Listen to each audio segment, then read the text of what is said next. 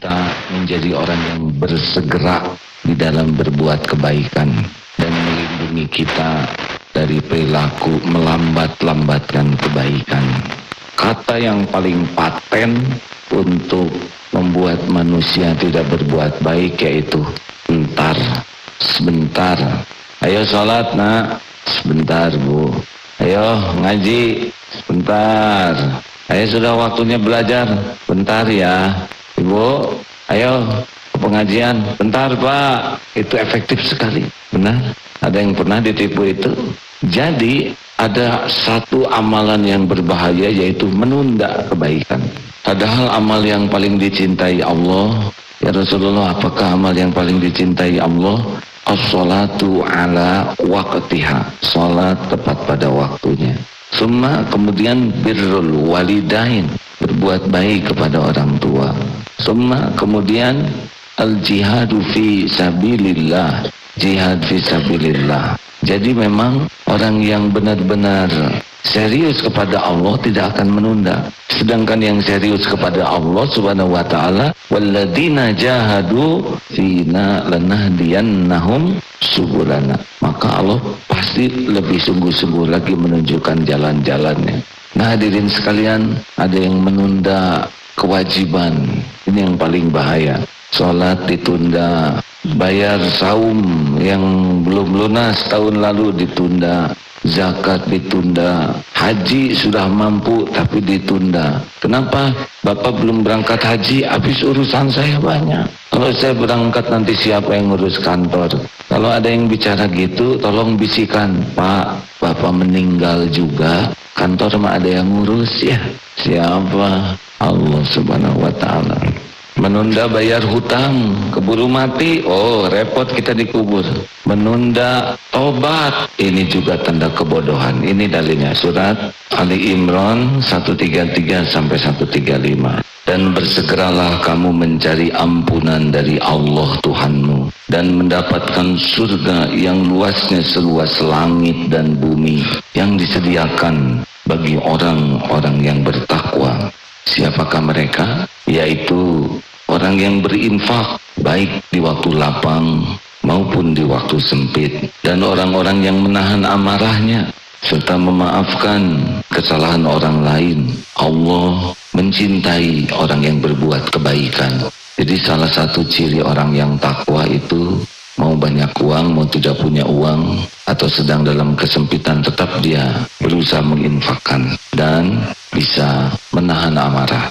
Jadi orang-orang yang emosional, pemarah, sulit mengendalikan dirinya, nah itu termasuk wilayah yang belum masuk dalam ayat ini. Juga orang yang memaafkan kesalahan orang lain. Ada orang yang memaafkan ketika orang minta maaf, ada orang yang memaafkan sebelum orang minta maaf. Ada orang yang memberi ketika orang meminta, ada yang memberi sebelum orang meminta.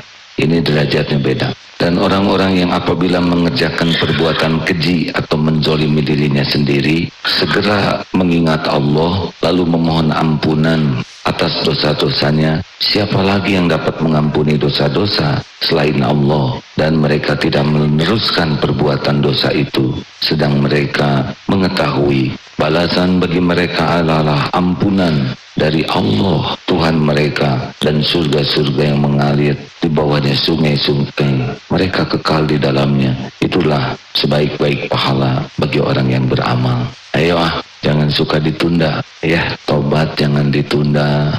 Kalau kita berbuat salah jangan lambat meminta maaf. Kapan diingat, minta maaf. Jangan nunggu lebaran karena belum tentu hidup Ramadan. Nanti saya lebaran mau minta maaf, padahal malam takbiran dicabut nyawanya. Jangan menunda minta maaf. Sebelum tidur bagusnya minta maaf dan memaafkan. Kalau merasa punya salah, sebelum tidur langsung minta maaf dan memaafkan. Sebelum tidur, ya Allah, saya maafkan orang-orang yang menyakiti saya. Saya mohon ampunan kepadamu bagi hamba-hambamu yang menyakiti saya.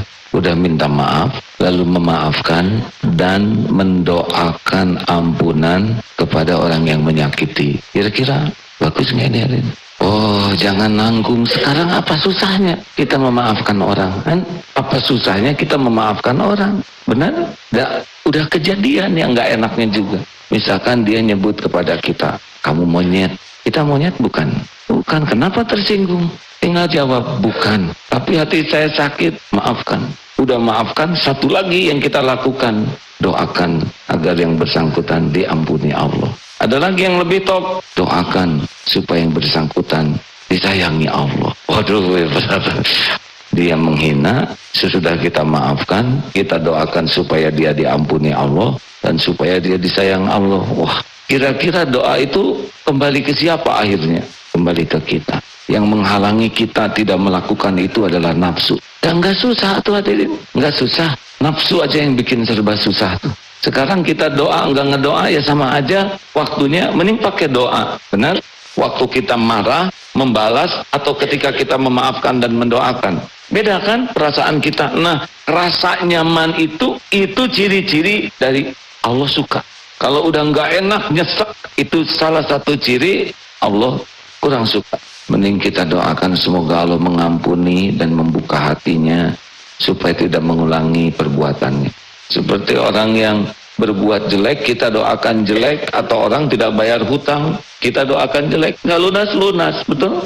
Mending kita doakan yang baik-baik, yang banyak-banyak, yang nggak ada ruginya. Tret, lagi sholat, handphone ada yang bunyi, coba, jengkelnya kayak apa? Dan dia kelihatannya nyimpen handphonenya di tas, jadi mau ngambil susah, handphone bunyi terus. Kadang jengkel, aduh ini orang menghancurkan sholat subuh. Dan itu tidak menghentikan handphone. Coba kalau dirasa-rasakan, pasti yang punya handphone itu sudah menderita dengan handphonenya bunyi. Mau dipegang susah, dia aja udah nelangsa, aduh hancur hidupku.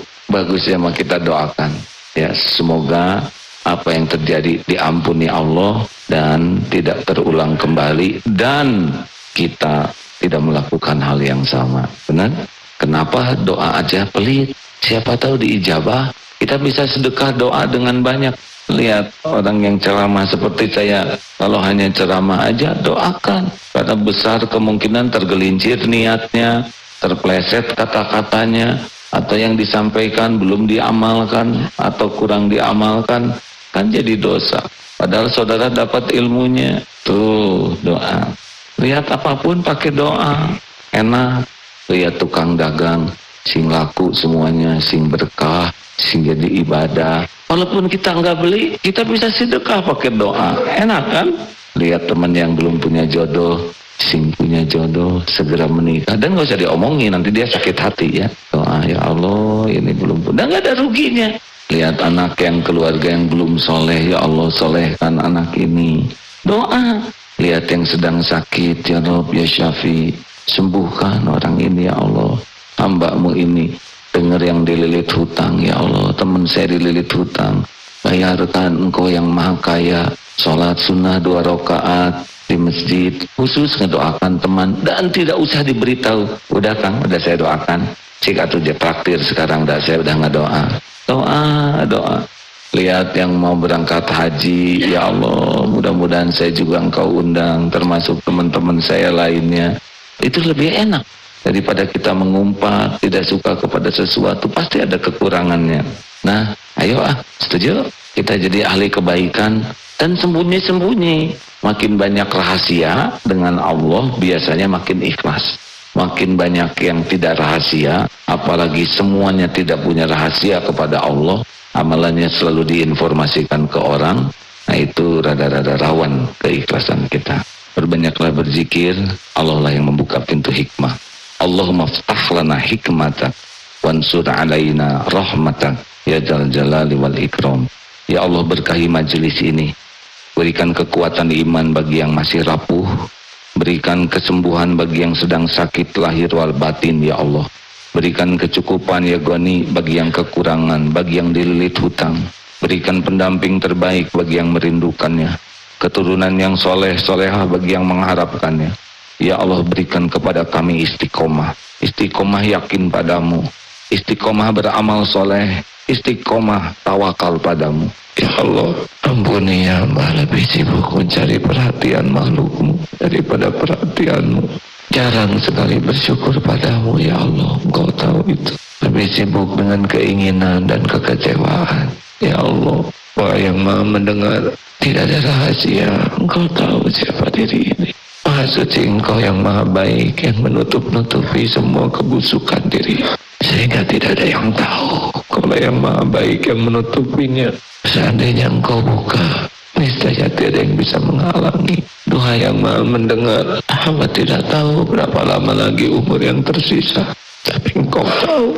Hamba tidak mau mati begini ya Allah. Ampuni hamba, jadikan umur yang tersisa ini bisa pakai menebus semua dosa. Wahai yang menggenggam diri-diri ini, kuatkan diri ini ya Allah. Jangan biarkan ada yang mempesona hati ini selain hanya